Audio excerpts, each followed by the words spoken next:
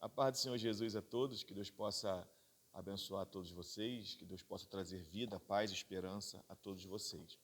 Ontem, sexta-feira da Paixão, conhecido como assim, que é a sexta-feira da crucificação na cultura cristã, nós estivemos ministrando a palavra de Deus numa igrejinha muito bonitinha, muito aconchegante, de cristãos muito simpáticos, ali no Badu, no Largo da Batalha, praticamente, em Niterói.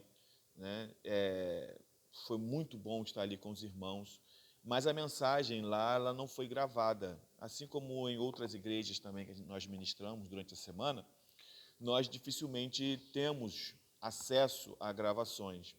O motivo é muito simples, não é um recurso barato e não é um recurso que todas as igrejas disponibilizam, já que pelo telefone você consegue fazer uma live, mas não é com a mesma qualidade. Inclusive tem uma pregação que foi feita ali na igreja de Santa Isabel, de um pastor muito querido chamado Pastor Davi, e foi gravado por um canal no YouTube de um rapaz lá. Ele gravou com aqueles microfones de lapela que entram aqui, mas o áudio não ficou bom, pelo menos eu achei não tenha ficado bom. Embora esse aqui também que eu gravo é um áudio externo, então também não vai ficar um áudio 100%. Mas o de lá ficou realmente um áudio muito em cima. Eu não gostei da captação de áudio, então também eu não fiz o recorte, coloquei aqui no grupo, não coloquei aqui no meu canal, mas de fato algumas ministrações que, como eu trabalho com esboço, minhas pregações são esboçadas, talvez eu traga para os irmãos aqui essa pregação esboçada em forma de diálogo, em forma de até um pouco de estudo, porque acaba virando um pequeno estudo bíblico. O texto que eu preguei ontem foi o texto baseado em João, capítulo 1, versículo 29. Esse texto está escrito: eis aí o Cordeiro de Deus que tira o pecado do mundo. Essa exclamação de João, essa afirmação de João, ela está num contexto muito favorável à ministração da Páscoa. Afinal de contas, tudo o que é do Antigo Testamento aponta para Cristo de alguma forma, aponta para Jesus como sendo o Cordeiro substitutivo. Não podemos negar isso. Não podemos negar que todas as manifestações do Antigo Testamento ali carregam muitos e muitos símbolos para Jesus. Tem um livro chamado Em Defesa de Cristo, que é o meu xodó atual. Eu tenho lido e relido esse livro. Ali mostra que Jesus cumpriu 48 profecias, basicamente, do Antigo Testamento. 48 profecias. E isso, matematicamente, dá uma infinitude de números para que pudesse ocorrer. E no livro mesmo fala que se fossem 8, já seria impossível de cumprir. Jesus cumpre 48. Inclusive no livro vai dizer, mas Jesus pode ter forjado algumas dessas provas a respeito dele mesmo. Temos um grande problema, porque, por exemplo, Jesus não poderia forjar o lugar do seu nascimento. Jesus não poderia forjar quem seriam os seus pais aqui na terra. Jesus não poderia forjar a estrela, por exemplo, que seguiu. Jesus não poderia forjar o coração dos homens. Então, tem muitas coisas que, mesmo se você pensar, por exemplo, que Jesus entrar num jumentinho para se cumprir Zacarias foi uma espécie de iniciativa de Jesus, você não tem como colocar, por exemplo, as outras dezenas e dezenas de manifestações e de cumprimentos na conta da ação de Jesus. Então, todas as coisas do Antigo Testamento, elas realmente vão se cumprir plenamente em Jesus. E isso é interessante, porque a Páscoa, também instituída em Êxodo capítulo 12, ela também é algo que aponta para Jesus, porque a Páscoa de Êxodo capítulo 12 não é somente um evento histórico, não é a libertação de um povo do Egito saindo do Egito em liberdade. Não. A Páscoa de Êxodo capítulo 12 também é uma profecia viva. Ali na Páscoa você vai ver vários elementos que apontam para Jesus. No capítulo 12, por exemplo, a ovelha, ou o cordeiro, melhor dizendo, que seria entregue em sacrifício e que o seu sangue seria colocado nos umbrais da porta, espargido nos umbrais da porta, esse cordeiro, ele deveria ser separado do seu grupo. Não era um cordeiro simplesmente que morria no seu grupo, ele era separado do seu grupo. Esse cordeiro, ele deveria ser sem defeito algum. E o defeito desse cordeiro aqui, no caso, são defeitos externos. Ele não poderia ter mancha na sua pele, aqueles machucadinhos, né, provocados por picada de insetos ou por ova de insetos em machucados. Não, esse cordeiro, ele deveria ser, primeiro, separado dos outros, do meio do seu rebanho, do seu convívio natural, e ele deveria ser sem defeito algum. Mas não somente isso, ele também deveria ser morto, ele seria morto no lugar do primogênito. Ele seria morto no lugar do povo.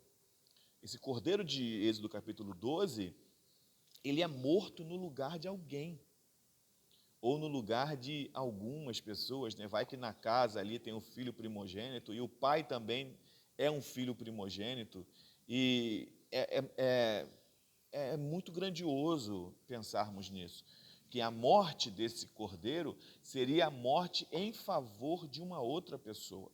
E não somente isso, o sangue desse cordeiro também era um sangue que livrava da morte. Então, quando você olha para essas singularidades, é impossível não apontar para Jesus. É impossível não olhar para Jesus como o Cordeiro Pascual. Porque o livro de Colossenses, capítulo 2, versículo 17, ele deixa claro que todas essas coisas que aconteceram, inclusive a Páscoa, são sombras do que haveria de vir. E lá em Colossenses, capítulo 2, está falando de Cristo. Então, são sombras de Cristo que haveriam de vir. Em Êxodo capítulo 12, olha o que eu anotei aqui, essa singularidade. Êxodo capítulo 12, versículos 5 ao 7, o cordeiro deveria ser, primeiro, sem defeito, que é que mostra uma pureza absoluta. Segundo, ele deveria ser macho de 1 ano, aqui aponta para vigor pleno, para uma plenitude, né, do cordeiro. O cordeiro, ele era cordeiro até 1 ano e 4 meses. Depois de 1 ano e 4 meses, ou era ovelha, né, que o cordeiro tornaria-se uma ovelhinha, ou esse cordeiro seria um carneirozinho, né? Então, essa idade de 1 ano é a idade da plenitude do cordeiro, quando o cordeiro está no auge da sua saúde enquanto cordeiro. Então, é nesse momento que ele deveria ser imolado, que é o próximo ponto. A palavra imolar, ele ser imolado, aponta para o seu sacrifício substitutivo. Ele estaria morrendo no lugar de alguém ou por alguém. E o seu sangue aplicado aponta para livramento da morte. Em Êxodo capítulo 12, versículo 3, diz, Deus falando a Moisés, para dizer ao povo, quando eu vir o sangue, ou quando eu observar o sangue, quando eu ver o sangue, nos umbrais dessa porta eu vou passar por vocês. Aqui vem o termo Páscoa, né? No hebraico, passat, né? Que significa passar por cima, pechat, né? Passar por cima, não tocar, não passar por cima. Então aqui Deus está dizendo, olha, quando eu vir o sangue nos umbrais da porta, eu vou simplesmente passar por cima. E aqui tem um segredo muito interessante, é porque, na verdade, o juízo de Deus estava vindo sobre o Egito. E essa é a 10ª praga, é a praga da morte dos primogênitos. O juízo de Deus estava vindo sobre o Egito. E olha que interessante, o juízo de Deus não seria evitado pela moralidade de quem morava dentro da casa. Se a pessoa pagava suas contas em dia, se a pessoa era uma pessoa de palavra. Não. É interessante como Deus, ele mostra o que ele requer da gente. Ele requer obediência. não vai ser evitado pela moralidade de vocês. Vai ser evitado se vocês decidiram obedecer às minhas ordenanças. E a minha ordenança para vocês é: coloquem o sangue nos umbrais das portas de vocês. Deus não evitaria o juízo, ou o juízo de Deus não seria evitado pelo fato das pessoas serem moralmente corretas ou andarem moralmente corretamente, mas pelo fato deles obedecerem o que Deus havia falado através de Moisés. Eles obedecerem, espargirem o sangue sobre os umbrais da sua porta. Bem, em Jesus, tudo isso tem cumprimento. Jesus é o cumprimento também da Páscoa. Porque a Bíblia diz em 1 Coríntios, capítulo 5, versículo 7, Cristo, nossa Páscoa, foi sacrificado por nós. Nas palavras de Paulo, no livro aqui de 1 Coríntios, capítulo 5, nas palavras de Paulo, Jesus não é apenas um participante da Páscoa. Jesus não é uma figura que vai sentar à mesa para participar da Páscoa simplesmente. Não. Jesus, na palavra de Paulo, Jesus é a própria Páscoa. Ele é a Páscoa. Ele é o livramento de Deus. Ele é a prova cabal de que Deus livrou o seu povo. E o seu povo agora não se resume a simplesmente hebreus, simplesmente judeus, simplesmente israelitas ou simplesmente israelenses. Mas essa Páscoa é muito superior à Páscoa do Egito, porque é uma Páscoa que atinge a todo aquele que nele crê, a todo aquele que descansa nele, que crê no seu sacrifício, que crê na sua obra. Então, essa Páscoa não se resume à seletividade, mas à expansão. Ela alcança todo aquele que crê em Jesus, de toda língua, tribo, raça e nação. Olha a singularidade e a perfeição do Cordeiro Jesus. Veja bem, o Cordeiro sacrificado, ele deveria ser sem defeito. Como nós falamos aqui em Êxodo capítulo 12, sem defeito algum. Olha o que a Bíblia fala sobre Jesus em 1 Pedro, capítulo 1, versículo 19. O Cordeiro Jesus, ele é sem defeito e sem mácula. Observe essa singularidade. O Cordeiro morto para sacrifício no Egito e salvação do povo no Egito, ele deveria ser sem defeito, mas ele não era um cordeiro imaculado. O Cordeiro Jesus, ele era sem defeito, isso aponta para o externo. Jesus era sem defeito externamente. As ações de Jesus eram perfeitas. As palavras de Jesus eram perfeitas. As demonstrações de compaixão de Jesus eram perfeitas. Jesus era extremamente perfeito enquanto Cordeiro Pascual. Só que Jesus, ele não era apenas perfeito externamente. As pessoas não tinham do que acusar Jesus externamente. As pessoas não tinham do que acusar Jesus pelo que Jesus fazia externamente. Só que Jesus também era imaculado. E o imaculado aponta para ações internas. Jesus era um cordeiro sem defeito, mas também no que abrange ao seu interno, Jesus também não tinha defeitos. Jesus não tinha mágoa, raiva, rancor, inveja. Jesus não tinha uma ira pecaminosa. A ira de Jesus foi uma ira santa. A ira de dizer: o zelo pela tua casa me consome, que é um outro cumprimento bíblico a respeito de Jesus. Então, Jesus, ele era, sim, uma figura imaculada exteriormente e interiormente. Ele era sem defeito e ele também, por dentro, era imaculado. Ninguém tinha do que acusar a Jesus. Ninguém tinha do que dizer a Jesus o que ele fazia de errado. E Jesus provocava, de certa forma, esse pensamento nas pessoas. Quando ele diz: o que eu estou fazendo de errado? O que vocês têm para me acusar? O que vocês podem falar contra mim? Não há nada que possa ser falado contra Jesus. Nem mesmo os homens. nem mesmo os anjos, nem mesmo o diabo, e nem aquele que sonda mente e coração poderia ver em Jesus algum tipo de ato que maculasse a sua obra. Glória a Deus. Jesus é o Cordeiro sem defeito e também imaculado. Segundo, Jesus é o Cordeiro que foi sacrificado, porque o primeiro Cordeiro lá de Êxodo também era sacrificado. Jesus também foi sacrificado. A diferença é que, como diz Isaías 53, versículo 7, como o cordeiro foi levado ao matadouro. A diferença é que Jesus foi um cordeiro levado ao matadouro espontaneamente, por vontade própria. Jesus não foi carregado, forçado para o matadouro. Jesus não foi amarrado, como os cordeiros eram amarrados, a fim de não fugirem, pelo contrário. Jesus, ele diz, olha, eu estive no templo ensinando, não precisava disso, eu viria. Jesus ainda diz mais, olha, se eu quisesse, Pedro, aqui no Getsêmani, eu rogaria ao Pai, ele mandaria 12 legiões de anjos. Jesus fala para Pilatos, você não teria nenhuma autoridade sobre mim se não te fosse concedido. E quem é que concede a autoridade a Pilatos? Quem é que permite que Pilatos tenha autoridade?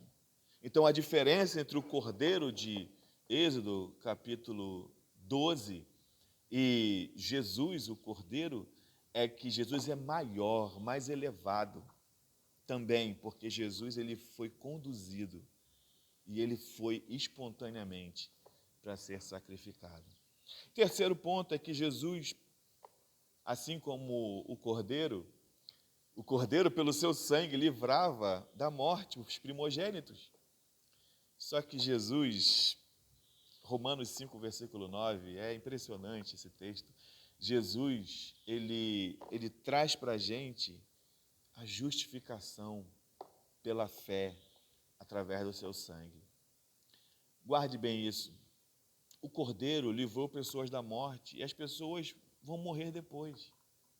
Jesus nos justificou pelo seu sangue. E através do sangue de Jesus, nós alcançamos um novo e vivo caminho. Através do sangue de Jesus, nós podemos dizer que somos salvos da ira vindoura. Muitos desses que foram salvos pelo Cordeiro não foram salvos da ira vindoura. Todos esses aqui que foram salvos pelo Cordeiro, que não é completo, eles morreram no deserto. Eles foram punidos, mesmo que foi a posteriori, foram punidos pela ira de Deus. Já nós, que fomos tocados pelo sangue de Jesus, fomos lavados e redimidos nesse sangue de Jesus, nós, sim, fomos salvos de uma forma muito superior. Muito superior. A justificação que Cristo oferece não é um simples perdão de pena que vai ser lembrado depois. Não. A justificação que Cristo oferece é uma justificação para sempre. Os seus pecados foram lançados no mar do esquecimento.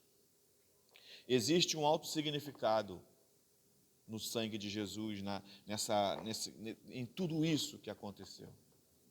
Isaías capítulo 53, versículo 5 diz, ele foi ferido pelas nossas transgressões, e aqui mora a grandiosidade do Evangelho. Aqui mora a grandiosidade do Evangelho. Essa grandiosidade se chama substituição. A grandiosidade do Evangelho é substituição. Ele foi ferido pelas nossas transgressões. Quem deveria ser ferido somos nós. Ele levou sobre si as nossas enfermidades. Nós que deveríamos ser enfermos, ele levou sobre si. O castigo que nos traz a paz estava sobre ele. Nós que deveríamos ser castigados. Então essa é a grande verdade do Evangelho. Assim como Paulo reconhece isso no livro de 2 Coríntios, capítulo 5, versículo 21, quando ele escreve: aquele que não conheceu o pecado se fez pecado por nós. Romanos 5:8, versículo muito conhecido, e deveria ser estampa de camisa, deveria ser outdoor em todas as igrejas. Cristo morreu por nós, sendo nós ainda pecadores. E é por causa disso que nós podemos conhecer o amor de Deus. Quando ainda éramos inimigos de Deus, Ele morreu por nós. Ele se entregou por nós. Cristo morreu por nós, para que nós pudéssemos viver. Você tem ideia dessa grandiosidade? Você tem ideia dessa grande bênção? Cristo morreu por você e por mim, para que eu e você pudéssemos ter vida. Isso deve ser falado. O sangue precisa ser aplicado, irmãos. Porque no Êxodo não bastava apenas matar o cordeiro. No Êxodo não bastava apenas fazer daquele cordeiro um grande almoço, um grande jantar. No Êxodo não bastava apenas que o cordeiro alimentasse as pessoas, que ele fosse morto, que ele perdesse a sua vida. Não. Além de tudo, também deveriam passar o sangue do cordeiro nos umbrais das suas portas. Assim também como hoje, da mesma forma, não basta apenas falar de Jesus. Não basta apenas ser um frequentador de culto. Não basta apenas estar presente na igreja, dizer que acredita em Deus. Não basta apenas isso. Não basta apenas cumprir liturgias. Não basta apenas cumprir cronogramas, organogramas. Não basta apenas ser diácono, presbítero, pastor, missionário. Não basta apenas isso. É preciso que o sangue de Cristo esteja marcado no seu coração. É necessário que você creia, mas não da boca para fora, mas creia de modo em que seu espírito confirme essa crença, de que você não tenha dúvida nessa crença. É necessário que você também receba a Jesus, o sangue do Cordeiro na sua vida. A Páscoa não é uma festa voltada em chocolate e ovos de Páscoa. A Páscoa é um reconhecimento que Cristo morreu. Nós não estamos falando aqui do domingo da ressurreição. Nós estamos falando de uma morte sacrificial, de um inocente que teve todas as agruras possíveis que uma pessoa deveria sofrer sendo pecadora, sendo que ele sofreu sem ser pecador. A cruz, primariamente, pertencia a Barrabás. A cruz também pertencia a nós. Ele tomou o lugar de Barrabás, assim como ele também tomou o nosso lugar na cruz. Então não basta apenas dizer que gosta de Jesus, que é um simpatizante das causas da igreja ou das causas de Jesus. Não. Tem muitos líderes religiosos que se barganham da igreja, que se barganham que usam a Bíblia para seu próprio enriquecimento. No entanto, devemos entender que realmente, no final das contas, é preciso saber se o sangue de Jesus está nos umbrais do seu coração, está na sua porta, está na sua vida. Então é preciso que você creia, receba, e é preciso que você aplique na sua vida essa fé em Cristo.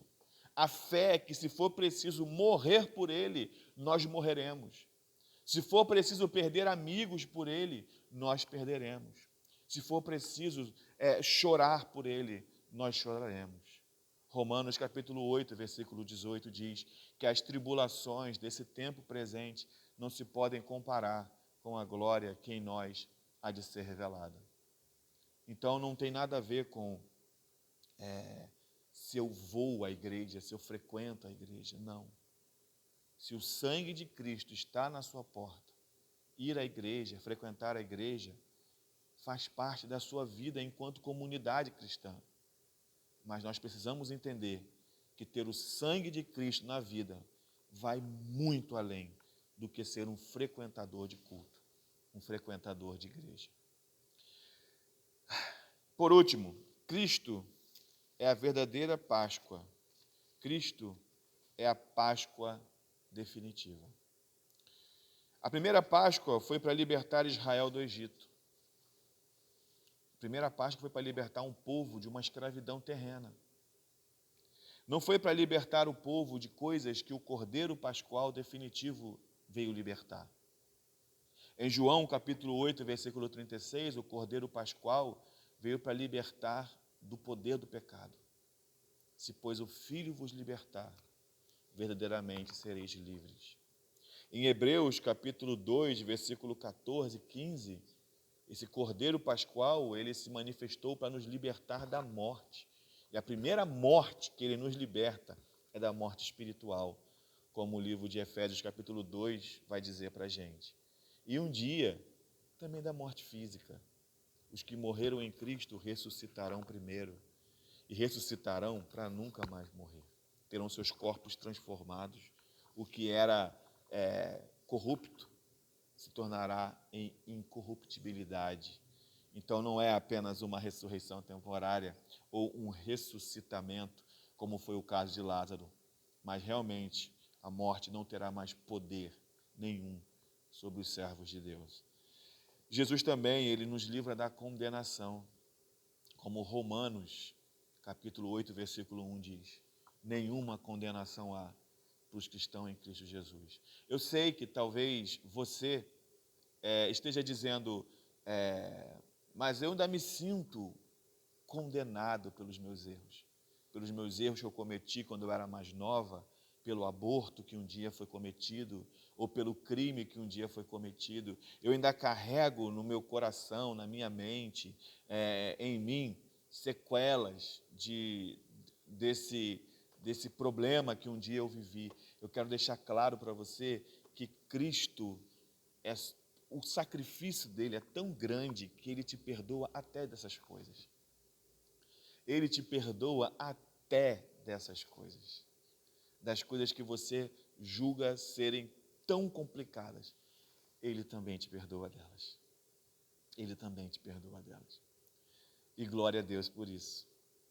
Porque ele te perdoa das coisas que você não se vê digno de perdão. Mas ele te perdoa. Se você confessar os seus pecados, ele é fiel e justo para te perdoar. Glória a Deus por isso. Voltando para o texto, que é o texto que nós lemos, né? João capítulo 1, versículo 29. O que João quis dizer quando ele diz o que ele diz? O que João quis falar quando ele diz exatamente o que ele disse? Ele diz, olha, eis o Cordeiro de Deus que tira o pecado do mundo. Na versão NVT, né, vejam o Cordeiro de Deus. Né? É como se ele estivesse apontando, pulando, gesticulando. Né? Ele estava literalmente animado em poder apresentar Jesus, que no texto está vindo em direção a ele. Talvez não para o que ele esperasse, que era ser batizado, mas estava vindo em direção a ele. E quando Jesus está chegando, ele faz essa exclamação com uma animosidade que é digna de nota, a animosidade que ele demonstra no texto. E o que ele está querendo dizer? Essa é a grande questão, porque ele está tratando Jesus como cordeiro, e ninguém na Bíblia é chamado de cordeiro. O Cordeiro Pascual, o Cordeiro Imaculado, sem defeito, só Jesus é chamado. E olha que interessante, ele está dizendo o seguinte: tudo o que vocês estavam esperando chegou até vocês. Tudo o que vocês estavam esperando está aqui, diante de vocês. E por que é necessário entender que João está falando isso? Daniel, capítulo 9, versículo 24 a 26, Daniel dá uma espécie de calendário de quando viria o Messias, a partir do reinado de Artaxerxes. E quando ele dá esse prognóstico batia exatamente na data em que Jesus estava ali. Por isso que vão surgir vários Cristos na época de Jesus. Porque muitas pessoas se julgavam como Cristo. E não somente muitas pessoas se julgavam como Cristo, mas muitas pessoas eram questionadas se seriam o Cristo. Vamos lá. Apolônio é um nome da história que aparece, que tem os seus registros escritos para uma certa rainha, né? E é dado para ele características do Cristo, do Messias. Inclusive, Apolônio, tem um livro chamado Como Jesus se Tornou Deus, se eu não me engano é Calbart o nome dele, onde ele tenta provar que Jesus não é Deus, que foi um Deus inventado, e ele usa Apolônio como referência. Mas a diferença entre Jesus e Apolônio, ela é singular, não é agora que eu vou dizer, mas quem sabe depois eu faço um vídeo para vocês entre Jesus e Apolônio, a diferença. Também tinha um outro homem que se julgava o Messias. O nome dele era Jesus, né, Barcova. E por que Jesus Barcova era chamado de Messias? Porque ele se intitulava o Messias. E ele tem ações militares contra o Império Romano. É só você procurar saber. Foi na época do imperador Adriano.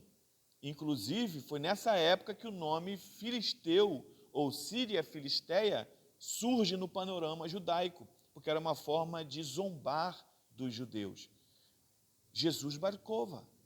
Se você for para a Bíblia, você também vai encontrar, por exemplo, quando Gamaliel, em Atos capítulo 4 ou capítulo 5, acho que é capítulo 4, ele vai falar de dois nomes, Teudas e Judas, que também, nesse período, se diziam ser o Cristo. E eles fracassaram. E Gamaliel usa isso como exemplo. Olha, tem Teudas e Judas aí que falaram que eram o Cristo e fracassaram. E tem um outro exemplo bíblico, muito claro, que é o exemplo do próprio João. Quando João é questionado se ele seria o Cristo. E João diz categoricamente, eu sou apenas uma voz que clama no deserto. Eu não sou o Cristo. Então, quando João aponta para Jesus e fala, eis aí o Cordeiro de Deus, era João dizendo, está aqui, ó, se cumpriu nele. Vejam, vocês não estão procurando? Vocês não estão querendo? Está aqui, ó, na frente de vocês. Vejam o Cordeiro de Deus, que tira o pecado do mundo. Então, quando João diz, olha, eis o Cordeiro de Deus, ele está dizendo, está aqui o que vocês precisam, está aqui o que vocês estão esperando. A segunda coisa que ele está falando para esse povo é que toda a sombra do Antigo Testamento apontavam para Jesus. Vejam o Cordeiro de Deus. Vejam ele aqui no meio de vocês. Deixa eu falar uma observação sobre o livro que eu falei, né? O livro Em Defesa de Cristo. Tem se eu não me engano, é a 9ª entrevista, ou 8ª entrevista, mas está por ali, de uma pessoa chamada Louis Lápides. Ele é um professor de origem judaica. E ele teve uma vida, na verdade, essa entrevista, tem muito do testemunho desse homem. Ele teve uma vida extremamente judaica no começo. Eles não eram incentivados a ler o Novo Testamento, diziam que até tinha situações muito sérias ali, eu não vou entrar em pormenores agora, mas faça um exercício. Tente adquirir esse livro ou ouça o audiobook, está no YouTube o audiobook do livro Em Defesa de Cristo. E ele fala que ele era judeu, só que teve um momento, uma separação na família dele, e ele começa a se aventurar por outras coisas, ele caminha até pelo budismo. Aí um dia ele vê uma evangelização.